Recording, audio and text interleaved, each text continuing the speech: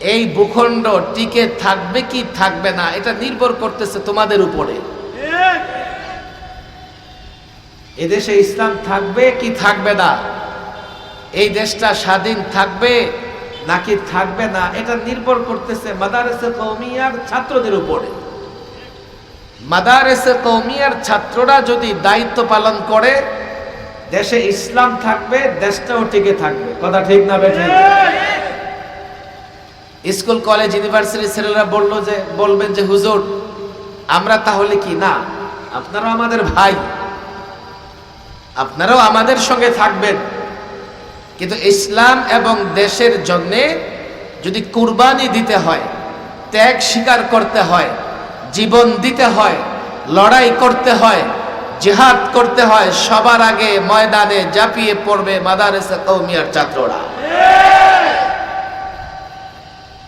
এই জন্য তাদের কাছে আমার বড় আবদার, আমার বড় আকুতি,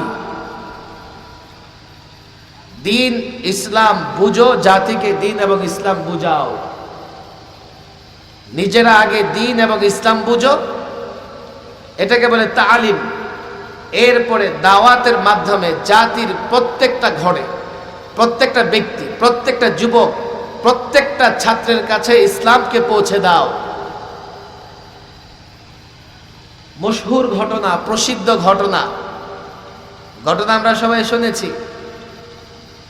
কয়েকজন অন্ধ ব্যক্তি, তাদের মনে ধরেছে, মন চেয়েছে তারা হাতি দেখবে। আমি আপনাদের ভৈরবের খবর জানি না, তবে ঢাকার শহরে 2-4-5 জন অন্ধ মিলে একসঙ্গে ভিক্ষা করে। আপনাদের ভৈরবে আছে নাকি? কিশোরগঞ্জে তো নিশ্চিত থাকবে। অন্ধগুলো একটার কাঁধে একটা, একটার হাতে আরেকটা হাত রেখে নিজেরা শহরে ভিক্ষা করে বেড়ায়। আছে না নাই? তাদের মনে বড় আগ্রহ, তারা হাতি দেখবে। বেচারারা অন্ধ, হাতি কেমনে দেখবে? অন্ধদের দেখা মানে আন্দাজ করা, অনুমান করা।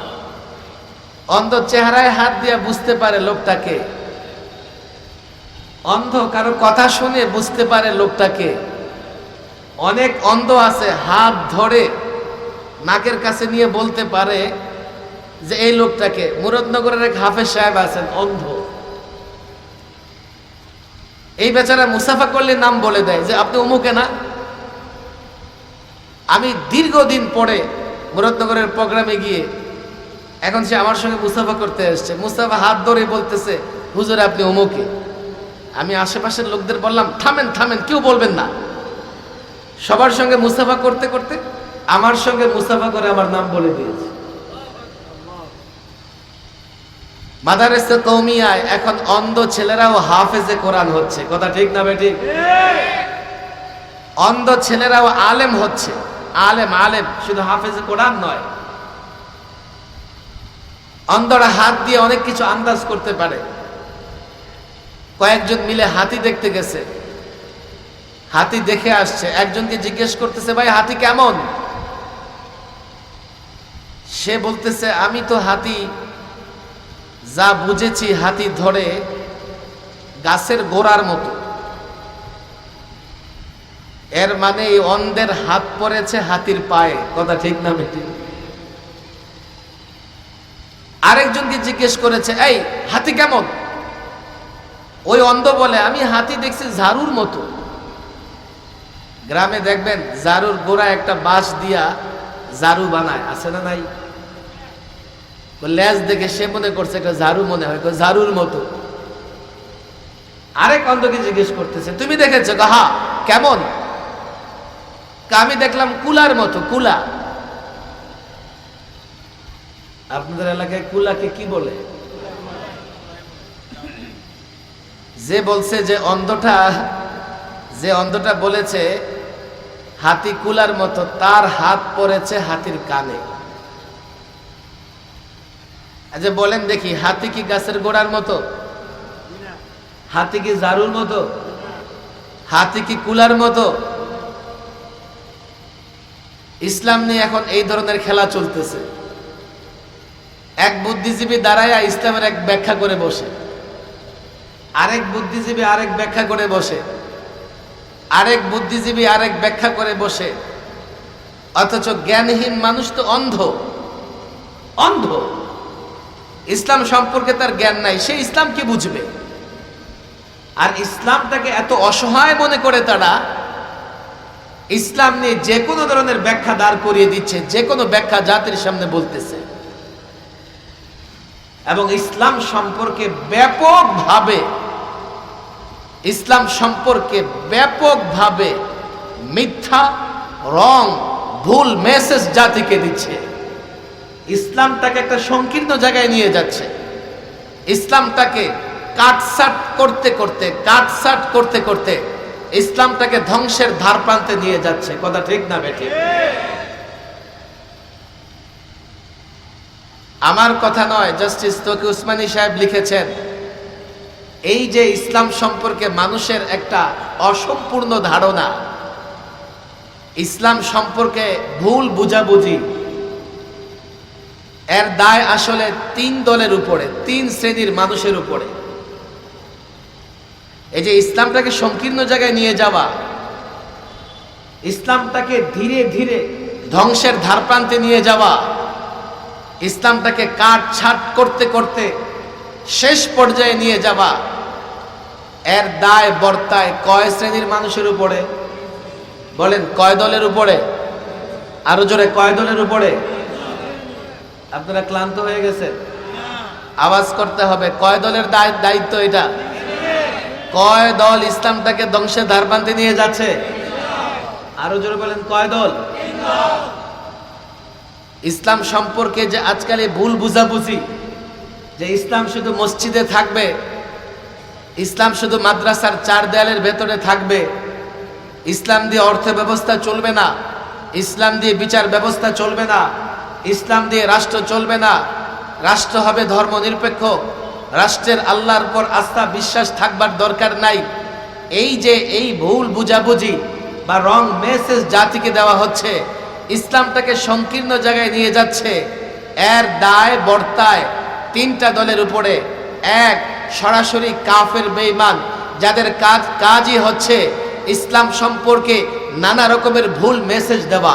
এই যে আজকে এখানে শিক্ষিত সমাজকে সম্মাননা দেওয়া হচ্ছে, আমাদের শিক্ষিত সমাজের কাছে ইসলাম সম্পর্কে রং মেসেজ দেওয়া, ভুল মেসেজ দেওয়া, এর প্রথম কাজটা করে কারা জানেন? কাফের বেঈমান, ইসলাম বিদ্বেষী শক্তি। দুই, এই দায় কাদের জানেন? সেকুলারিজমে যারা বিশ্বাসী, যারা সেকুলার, ধর্ম নিরপেক্ষতায় বিশ্বাসী। সেকুলারের বিশ্বাস কি? সেকুলারিজমের মূল বিশ্বাসের জায়গা কি? যে ধর্ম এটা তোমার ব্যক্তিগত বিষয়, রাষ্ট্র সমাজ এটা চলবে অন্য চিন্তায়। অন্য চিন্তায় মানে পশ্চিমাদের চিন্তায়, তাদের অনুর্বর মস্তিষ্কের চিন্তায়। তারাও দায়ী ইসলামটাকে পর্যায়ক্রমে সংকীর্ণ জায়গায় নিয়ে যাওয়ার, এর জন্য তারাও দায়ী। তিন নাম্বার দায়ী হচ্ছে আমার মতো কিছু লোকজন। বলবেন হুজুর আপনার মতো লোকেরা কেন দায়ী? তারা কি ইসলামকে মানে না? তারা ইসলাম মানে, তারা ভালো মানুষও বটে, তারা আলেম আবেদও বটে, কিন্তু তাদের কাজেও ইসলাম সম্পর্কে একটা ভুল মেসেজ যাচ্ছে। এই কথা আমার বলার দুঃসাহস নাই, এই কথা বলেছেন জাস্টিস তকি উসমানী সাহেব। আমি এই কথা বলার দুঃসাহস কোথায় দেখাবো?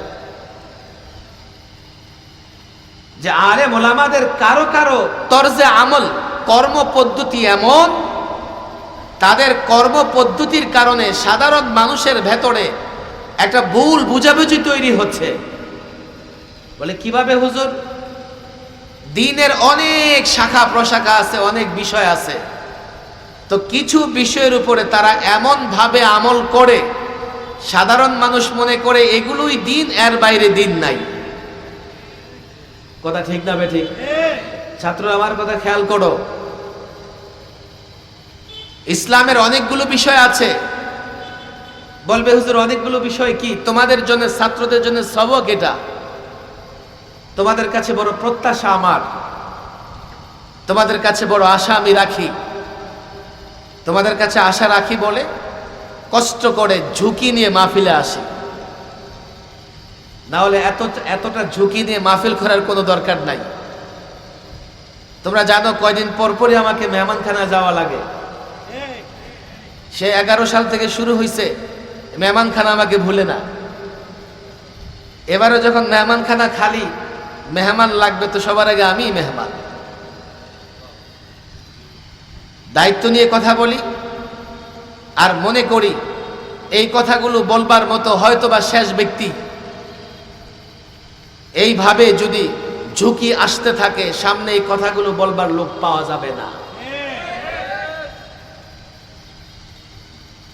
ইসলাম যে কি জিনিস এটা আমাদের অনেকের সামনেই তো ক্লিয়ার না। আমরা জাতিকে ইসলাম কি করে বুঝাবো, এবং ইসলাম সম্পর্কে ধারণাটাই তো আমার পরিপূর্ণ না। আমি জাতির সামনে কি করে ইসলাম উপস্থাপন করব? এই জন্য ছাত্রদের বলি, যারা স্কুল কলেজের ছাত্র এখানে আছেন, সাধারণ মুসলমান যারা আছেন, মুসল্লি, আপনারা একটু হাত উঠান তো কষ্ট করে। মাশাআল্লাহ, সংখ্যায় দেখি অনেক। টুপি দাড়ি দেখলে মনে হয় যে ওনারাও মাদ্রাসার ছাত্র, আলেম। হাত নামান। আপনাদের একটু হয়তো কোনো কথা আমার বুঝতে কষ্ট হবে। যদি কোনো কথা বুঝতে কষ্ট হয়, রাগ হবেন না তো।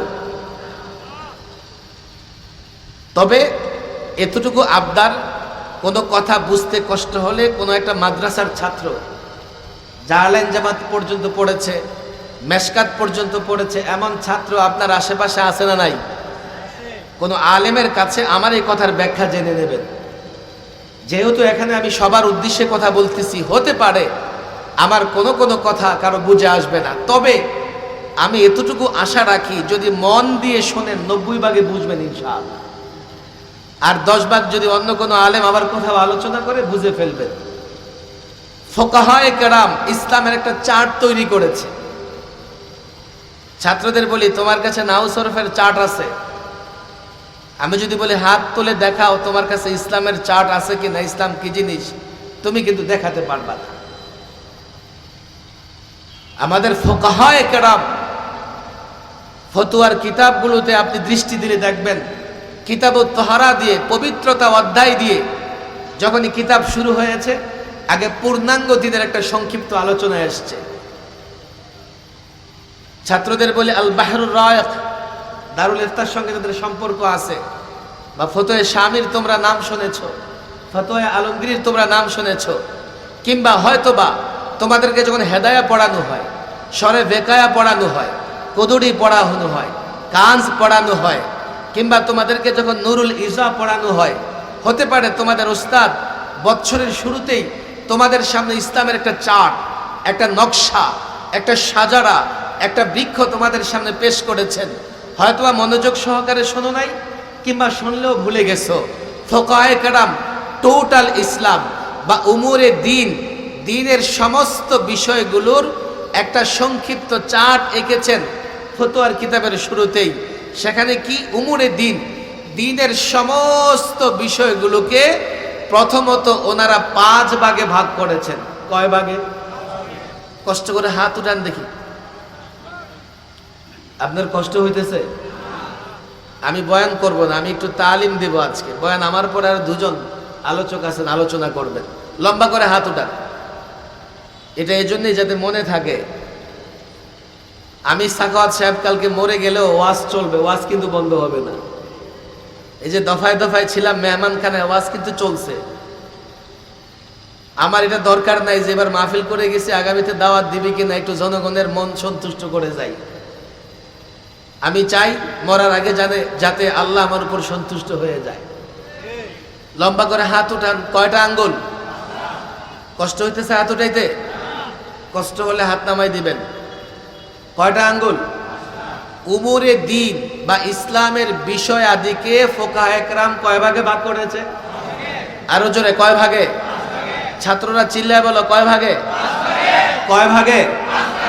তোমাদের জন্য সবক 1, বলো 1। আকায়েদ। 1 কি? আকায়েদ মানে কি? আমরা সাধারণ মানুষ যারা বুঝি না, আকীদা বুঝি তো? ঈমান আকীদা বুঝি কি বুঝি না? ইসলামের 1 নাম্বার বিষয় আকীদা। 1 নাম্বার বিষয় কি? আকীদার বহুবচন হলো আকায়েদ। আকীদার বহুবচন কি? তাহলে 1 নাম্বার বিষয় আকায়েদ। বলেন কি? ইসলামের 1 নম্বর বিষয় কি? আরো জোরে একটু হাত নামান, রেস্ট নেন। আমি যখন মাগরিবের পরে প্রবেশ করি, গুনবি সাহেবকে সম্ভবত আকীদার উপরে আলোচনা করতেছেন দেখলাম। আকীদা ঠিক তো সব ঠিক, আকীদায় ঝামেলা আপনার আমলে আপনার কোনো কাজে আসবে না। বাহারটা উঠান, আমারই হাত ব্যথা হয়ে গেছে। কয়টা আঙ্গুল আছে? ছাত্ররা বলো কয়টা আঙ্গুল? 1 নাম্বার কি? 1 নাম্বার কি? 2 ইবাদত। আরো জোরে ইবাদত। আমরা সাধারণ বাইরে ইবাদত বুঝি তো না? ইবাদত বুঝি তো। 3 মুআমালাত। মুআমালাত মানে লেনদেন। মুআমালাত মানে কি? আরো জোরে। আমার শিক্ষিত ভাইয়েরা কত ইয়েস নো ভেরি গুড কত শব্দ শিখে ফেলে। একটা শব্দ শিখে যান, বলেন মুআমালাত মানে লেনদেন। মানে কি? ইসলামে লেনদেন আছে না নাই? ইসলামে লেনদেন আছে না নাই?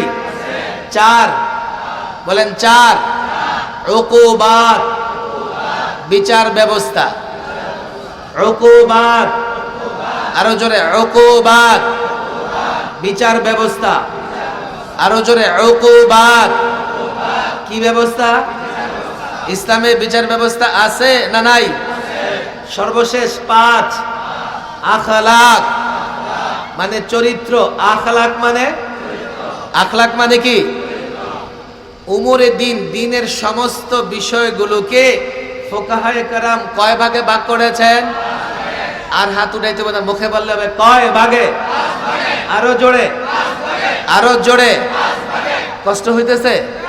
এবার এক এক বলেন। 1 আকায়েদ, 1 2 ইবাদত, 2 3 4 উকুবাত মানে কি? বিচার ব্যবস্থা। উকুবাত মানে কি? বলেন কি? 5 কি? আরো জোরে। 5 কি? 5 কি? আখলাক মানে কি? আরো জোরে বলেন। এগুলো সব মিলে ইসলাম। এগুলো সব মিলে, আরো জোরে বলেন, এগুলো সব মিলে কি? ইমানের মৌলিক বিষয় 5টা। ইমানের মৌলিক বিষয় কি? আরো জোরে কয়টা? 5টা। কোরআনে কারীমের এক আয়াতেই আছে, আমিনু বিল্লাহি ওয়া মালাইকাতিহি ওয়া কুতুবিহি ওয়া রুসুলিহি ওয়াল ইয়াউমিল আখির। আছে না নাই? হাফেজ সাহেবরা বলেন কোরআনে 5টা কথা আছে না নাই? আচ্ছা, আমরা সবাই তো পড়ি এটা।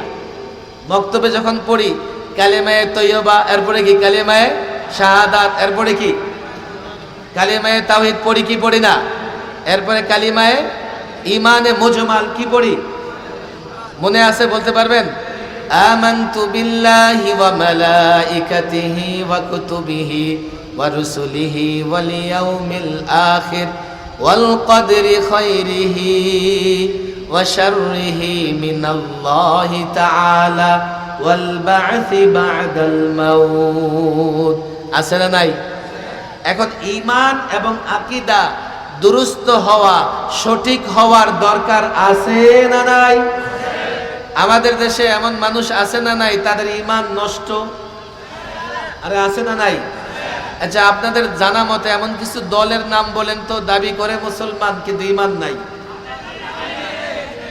কি কি? কাদিয়ানি। কি বলেন? কি?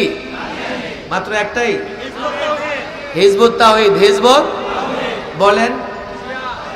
মাঝভান্ডারি আছে না নাই? আরে ভান্ডারি আছে না নাই? আট্রসি আছে না নাই?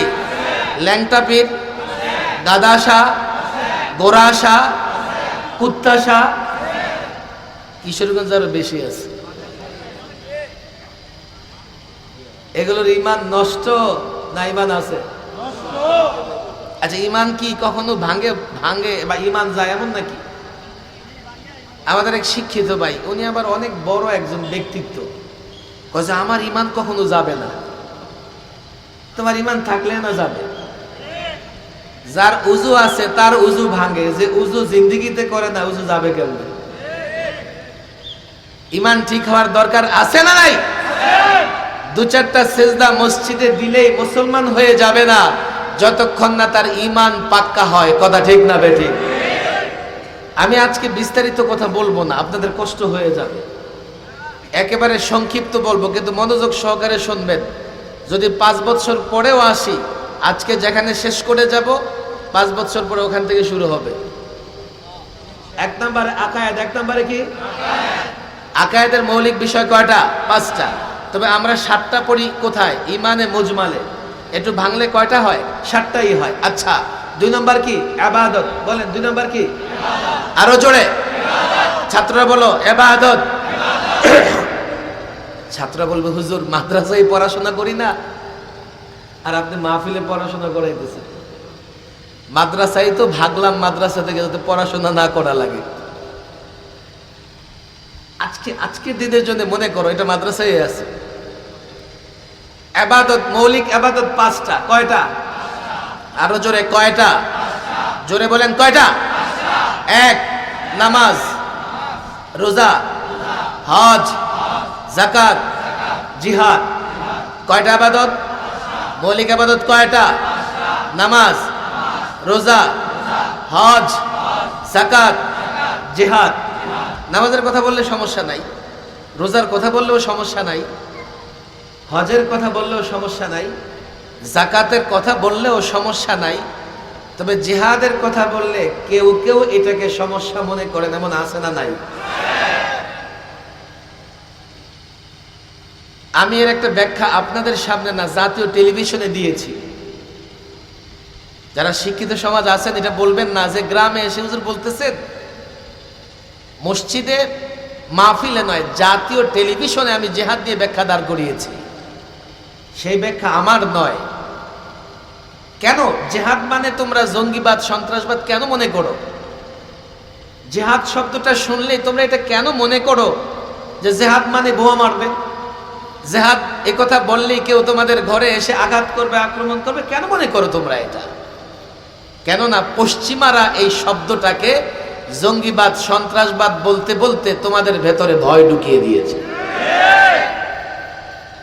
জিহাদ শব্দের অর্থ যুদ্ধ। ভালো করে শুনবেন, জিহাদ শব্দের অর্থ কি? আরো জোরে বলেন। আমরা যুদ্ধ করতে প্রস্তুত আছি না নাই? পৃথিবীর সব রাষ্ট্র যুদ্ধ করে, সব রাষ্ট্র যুদ্ধের জন্য প্রস্তুতি নেয়, অস্ত্র বানায়, অস্ত্র কিনে। যেই রাষ্ট্রের যুদ্ধ করার ক্ষমতা বেশি সেই সবচেয়ে বড় মাতব্বর। কথা ঠিক না বেঠিক? তো হুজুর ঠিক আছে, আপনারা যুদ্ধ বলেন, জিহাদ বলার দরকার কি? আপনারা যদি যুদ্ধ বলেন তাহলে তো আর আপনাদের সাথে ঝামেলা নাই। আমি বলি, ভাইরে আমি এই জন্যই যুদ্ধ বলতে পারি না, কেননা তোমাদের যুদ্ধ আর জিহাদ এই দুটো এক জিনিস নয়। বলবেন এটা আবার কেমন কথা? আপনি একটু আগে তো বললেন জিহাদ মানে যুদ্ধ। হ্যাঁ, জিহাদ শব্দের অর্থ যুদ্ধ, কিন্তু তোমাদের যুদ্ধকে জিহাদ বলা যায় না। যার জন্যে এই তোমরা যেটাকে যুদ্ধ বলো সেটা আমি যুদ্ধই বলি। আমি যেটা করব, মুসলমানরা যেটা করবে, দেশ ইসলাম রক্ষার জন্য মুসলিমরা যা করবে তাকে জিহাদ বলবে। তোমাদের যুদ্ধ আর জিহাদ এক জিনিস নয়। কেন জানো? ইসলামের সব সুন্দর, ব্যক্তি জীবন ইসলামের সুন্দর, সামাজিক জীবন সুন্দর, অর্থ ব্যবস্থা সুন্দর, বিচার ব্যবস্থা সুন্দর, ইসলামের আদর্শ সবগুলো সুন্দর, ইসলামের যুদ্ধ নীতিও সুন্দর। আর ইসলামিক পরিভাষায় সেই যুদ্ধকে বলা হয় জিহাদ। জিহাদের সঙ্গে সন্ত্রাস, উগ্রতা কিংবা জঙ্গিবাদের কোনো সম্পর্ক নাই। আর তোমরা যে যুদ্ধ করো সেই যুদ্ধের সঙ্গে সন্ত্রাস এবং উগ্রতার সম্পর্ক আছে। জিহাদ আর তোমাদের যুদ্ধ কোনদিন এক নয়। ইতিহাস তো আমাদের সামনে। দুটা বড় যুদ্ধ হয়েছে পৃথিবীতে, দুটা বিশ্বযুদ্ধ। আবার ছোটখাটো যুদ্ধ তো হচ্ছেই। রাশিয়া ইউক্রেন যুদ্ধ করতেছে। কথা ঠিক না বেঠিক? আমেরিকা মধ্যপ্রাচ্যের কিছু দেশগুলোতে যুদ্ধ করতেছে। সিরিয়ায় যুদ্ধ চলতেছে। আফগানে 20 বছর যুদ্ধ হয়েছে। ভালো করে বুঝবার চেষ্টা করো। তোমাদের যুদ্ধ ইসলামের জিহাদ কেন এক নয়? ইসলাম যে যুদ্ধকে পারমিশন দেয়, ইসলাম যে যুদ্ধের কথা বলে, যেটাকে আমরা জিহাদ বলি, সেই যুদ্ধে নারীর উপর আক্রমণ করবার বিধান নাই, সেই যুদ্ধে শিশুর উপর আক্রমণ করবার বিধান নাই, সেই যুদ্ধে সাধারণ মানুষের বাড়ি ঘর ভাঙার কোনো বিধান নাই, সেই যুদ্ধে ধর্ষণ তো দূরের কথা, নারীর দিকে চোখ তুলে তাকাবার কোনো সুযোগ নাই। এটা ইসলামের জিহাদ। তোমরা যে যুদ্ধ করো, চোখের সামনে আমেরিকা জাপানের হিরোশিমা নাগাসাকিতে দ্বিতীয় বিশ্বযুদ্ধে অ্যাটম বোমা নিক্ষেপ করেছে। আজও হিরোশিমাতে কোনো বাচ্চা জন্মগ্রহণ করলে বিকলাঙ্গ হয়, পূর্ণ শরীর নিয়ে বাচ্চা জন্মগ্রহণ করতে পারে না। রাশিয়া যুদ্ধ করতেছে ইউক্রেনের সঙ্গে, সাধারণ মানুষের বাড়িঘর ভাঙতেছে। আর ইসরায়েলি বর্বর জাতি হামাসের সঙ্গে কিংবা গাজ্জাবাসীদের সঙ্গে, রাফাবাসীদের সঙ্গে, ফিলিস্তিনের সঙ্গে যা করছে, এটাকে যুদ্ধ, যুদ্ধের নামে সন্ত্রাস, এটাকে যুদ্ধ। এই যুদ্ধকে জিহাদ বলা যায় না। আজকে এই গত 6 মাসে কমপক্ষে 50,000 শিশুকে হত্যা করেছে ইসরায়েলি। ইহুদিরা ফিলিস্তিনের ভূখণ্ডকে তারা ধ্বংসের ধারপ্রান্তে নিয়ে পৌঁছে দিয়েছে। এটা তোমাদের যুদ্ধ। আল্লাহর কসম, ইসলামের এক একটা জিহাদ দেখো, আল্লাহর নবীর বদর থেকে শুরু করে আজকের আফগান পর্যন্ত প্রত্যেকটা জিহাদ বা যুদ্ধ এমন ছিল, কোন নারীকে ধর্ষণ তো দূরের কথা, নারীর ইজ্জতের উপর আঘাত আসে নাই।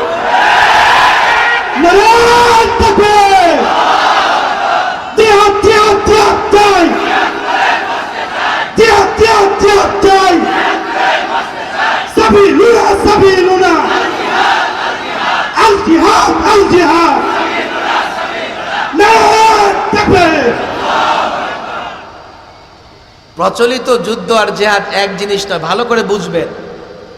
আমরা যখন জিহাদ বলি, তো এই জিহাদের সঙ্গে ইসলামের একটা বিধি বিধান নির্দেশনা আছে, আছে না নাই?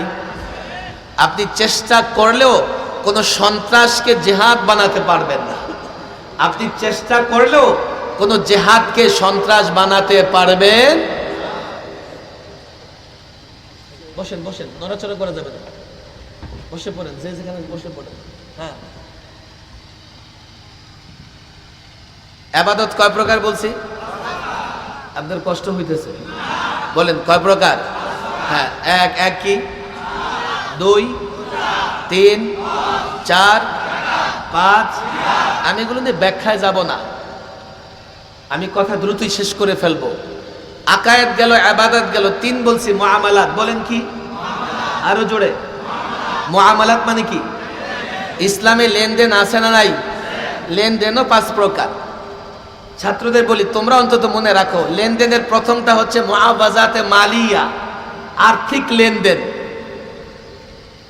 কেন জানবে আর্থিক লেনদেন? জানো, একটা পাগল নাবালেগ বাচ্চারও আর্থিক লেনদেনের প্রয়োজন হয়, হয় কি হয় না?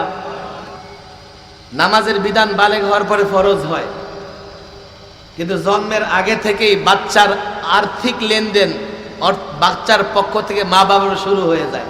খাবার দাবার ছাড়া তো বালেগ হওয়া পর্যন্ত যাইতেই পারবে না সে।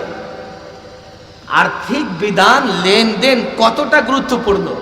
একটা পাগল, তার উপরে কি নয়, নামাজ রোজা ফরজ নয়, তারও খাবার দাবার, আর্থিক লেনদেন, ক্রয় বিক্রয় করা লাগে। কথা ঠিক না বেঠিক? এই ছাত্ররা বোঝার চেষ্টা করো, আমাদের মা বোনদের কিছু সময় থাকে যখন তাদের উপর নামাজ রোজা ফরজ থাকে না, সেই সময়েও তাদের আর্থিক লেনদেনের দরকার আছে, আছে না নাই?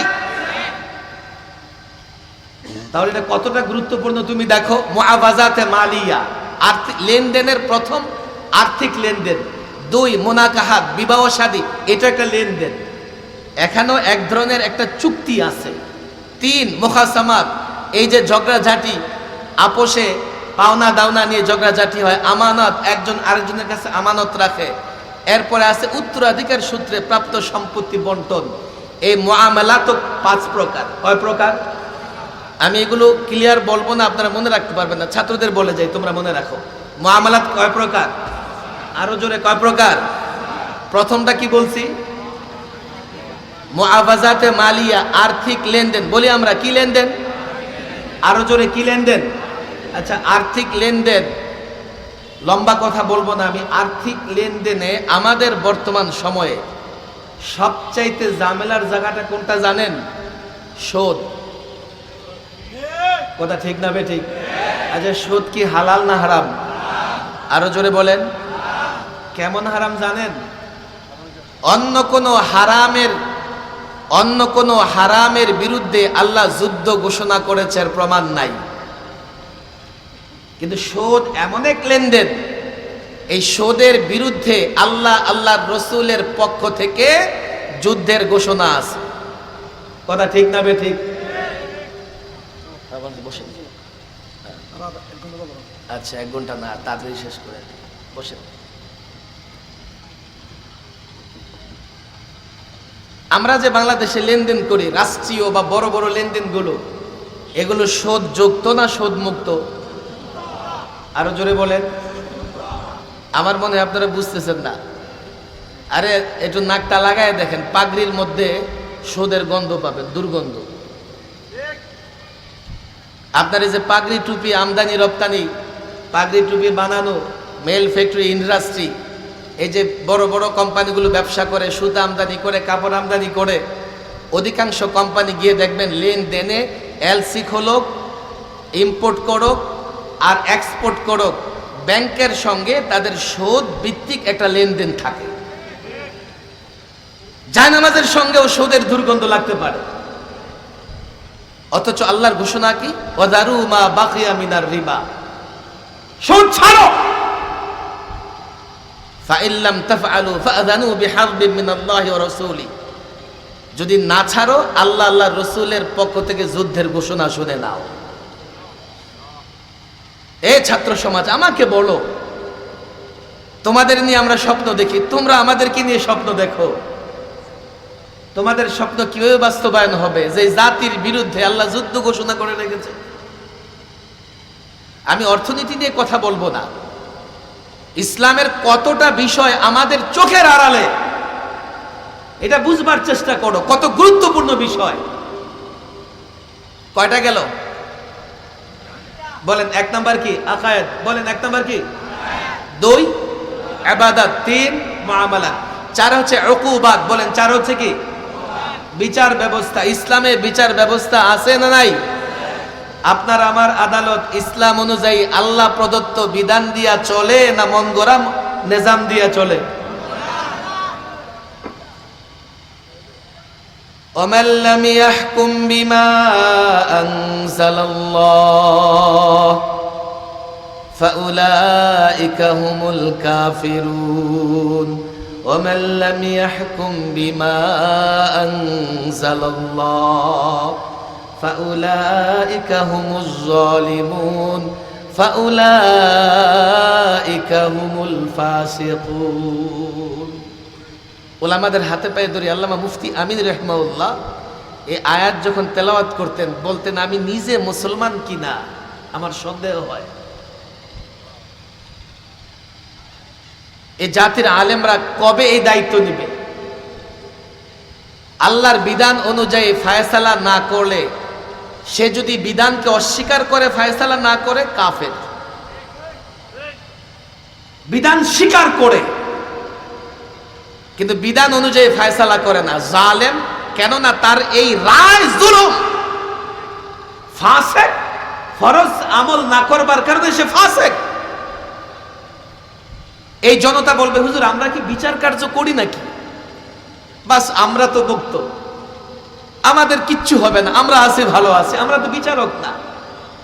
ফালা ওয়া রাব্বিক লা ইউমিনুনা হাত্তা ইউহাক্কিমুকা ফীমা শাজারা বাইনাহুম ফালা ওয়া রাব্বিক লা ইউমিনুনা হাত্তা ইউহাক্কিমুকা ফীমা শাজারা বাইনাহুম। তোমার রবের কসম, লা ইউমিনুন, সে মুমিন হতে পারবে না হে রাসূল যতক্ষণ না আপনাকে বিচারক না বানায়। হযরত ওমর মুনাফিকের গর্দান উড়াইয়ে দিছে, রাসূলুল্লাহকে বিচারক মানে নাই। আপনি বিচারক না, আপনি বিচার প্রার্থী। তো আপনি দেখেন তো, আপনি বিচার প্রার্থী যখন হচ্ছেন, রাসূলুল্লাহকে বিচারক মানতেছেন কিনা? ব্যথা কি আছে? মরুভূমিতে আছে, পানি নাই, পানি পান করার জন্য 12টা ঝর্ণা দিয়েছে, খাবে কোথায়? আকাশ থেকে মান্না সালোয়ার ব্যবস্থা করে দিয়েছে। ইহুদিরা পরবর্তীতে অভিশপ্ত হয়েছে। কেন? তারা নবীদের হত্যা করেছে। এই পৃথিবীতে সন্ত্রাসের সূচনা তারা করেছে। এই ইতিহাস শুধু ইসলামের সঙ্গে সম্পৃক্ত না। হযরত ঈসা আলাইহিস সালাম আজকে পৃথিবীতে সবচাইতে বেশি খ্রিস্টান ধর্মের অনুসারী। তারাও কিন্তু জানে ইহুদিরা তাদের দৃষ্টিভঙ্গি অনুযায়ী, আমরা মনে করি হযরত ঈসা চতুর্থ আকাশে আছেন, তারা মনে করে ইহুদিরা হত্যা করেছেন। হত্যা করুক আর না করুক, হযরত ঈসার বিরুদ্ধে ইহুদিরা ষড়যন্ত্র করেছে। মরিয়মের চরিত্রে হযরত ইহুদিরা কালিমা লেপন করেছে। এই ইহুদিরা আল্লাহর নবী কর্তৃক প্রথমে মদিনা থেকে, পরে খায়বর থেকে বহিষ্কার হয়েছে। গোটা দুনিয়ায় পোল্যান্ড, জার্মানি, ফ্রান্স, ব্রিটেনে ছড়িয়ে পড়েছে। সর্বপ্রথম ইহুদিদের বিরুদ্ধে যে রাষ্ট্রটা ব্যবস্থা গ্রহণ করেছিল সেটা ছিল ব্রিটেন। কারণ ইহুদিরা এমন কোনো নোংরা কাজ যা তারা করে নাই। সর্বশেষ 47-এ এই জাতিসংঘ, ইহুদি সংঘ, 47-এ যখন জাতিসংঘ গঠন হয়, জাতিসংঘের 20% সদস্য ছিল ইহুদি। ফিলিস্তিনের ভূখণ্ডে একটা ইহুদি রাষ্ট্র তারা জবরদখল করে বানিয়ে দিয়েছে। আজকে দেখেন ইহুদি সংখ্যায় 1.5 কোটি, মুসলমান 200 কোটি। আজকে মুসলমান দেখেন উইগরে, কাশ্মীরে, ইরাকে, সিরিয়া যেখানে দাজ্জালের সঙ্গে মুসলমানদের মোকাবেলা হবে। আল্লাহু আকবার। কিয়ামতের আগে সব দৌড়ে যাবে সিরিয়ার ময়দানের দিকে, সিরিয়া গিয়ে জমায়েত হবে। সিরিয়ার একটা ঐতিহাসিক ভিত্তি আছে, আমি সেটা বলবো না। এই সিরিয়াকে ব্যাটল ফিল্ড, 8 পরাশক্তি মিলে যুদ্ধক্ষেত্র বানিয়ে রেখেছে। সব জায়গায় মুসলমান অত্যাচারিত, অথচ ইসলাম শান্তির ধর্ম, ইসলাম সুন্দরের ধর্ম, ইসলাম বিজয়ের ধর্ম। ইসলাম কখনো পরাজিত হবে না। ইসলাম কখনোই পরাজিত হয়নি। সাময়িক কোনো যুদ্ধে মুসলমান ক্ষতিগ্রস্ত হলেও চূড়ান্ত বিজয় মুসলমানদের হয়েছে। কেন? তাদের ভেতরে ইসলাম ছিল। আমরা আজকে 3 দল মিলে, কেউ তো সরাসরি ইসলামকে ধ্বংস করতেছে, কাফের বেঈমান, কেউ বা রাষ্ট্র ক্ষমতার জন্য ইসলামকে প্রতিপক্ষ বানিয়েছে, কেউ বা নিজের তরজে আমল কাজকর্মকে এমন বানিয়েছি যে ইসলামকে কয়েকটা জিনিসের মধ্যে বন্দী করে রেখেছি। কোনোদিন ইসলামী খেলাফত প্রতিষ্ঠা করতে পারবো না, কোনোদিন ইসলামী বিপ্লব আনতে পারবো না। আজও বলি, 1500 বছর আগে থেকে এই পর্যন্ত ইতিহাস দেখো, কেন মুসলমান বিজয়ী হয়েছে, কেন মুসলমান পরাজিত হতো না। মুসলমান কখনো অস্ত্রের বলে লড়াই করে নাই, মুসলমান কখনো সংখ্যার বলে লড়াই করে নাই। বদর দেখো, বদর থেকে নিয়ে শুরু করে খন্দক পর্যন্ত প্রত্যেকটা যুদ্ধ দেখো। আল্লাহর কসম করে বলি, এ ছাত্র, এ যুবক, এ মুসলমান, আমি বলি, আগেও বলেছি, যুবক কলেজে পড়ো, ইউনিভার্সিটিতে পড়ো, তুমি আমার দুশমন নও, তুমিও আমার ভাই, আমি তোমাকে আপন মনে করি। আজকে তোমাকে এখানে সম্মাননা দেওয়া হচ্ছে, কাল বাংলাদেশের চতুর্দিকে দুশমন গেড়া, এই নিয়ে ষড়যন্ত্র হয়, ওই নিয়ে ষড়যন্ত্র হয়। কি করে বাঁচবে? অস্ত্র নাই, কি করে টিকে থাকবে? সৈন্যবাহিনী দুর্বল, কি করে টিকে থাকবে? হ্যাঁ, তুমি মুসলমান, তুমি অ্যাটম বোমার চাইতেও শক্তিশালী। রব্বে কাবার কসম করে বলি, আজও যদি ইসলাম ধরো, ইসলাম মানো, ইসলামের উপর আমল করো, পূর্ণাঙ্গ দ্বীনের উপর আমল করো, রব্বে কাবার কসম, সেন্ট মার্টিন নয়, বাংলাদেশের 1 ইঞ্চি ভূখণ্ডে যদি পৃথিবীর কোন পরাশক্তি আক্রমণ করে, রব্বে কাবার কসম, এদেশের ছাত্র জনতা, এদেশের যুবক তাদের জন্য যথেষ্ট।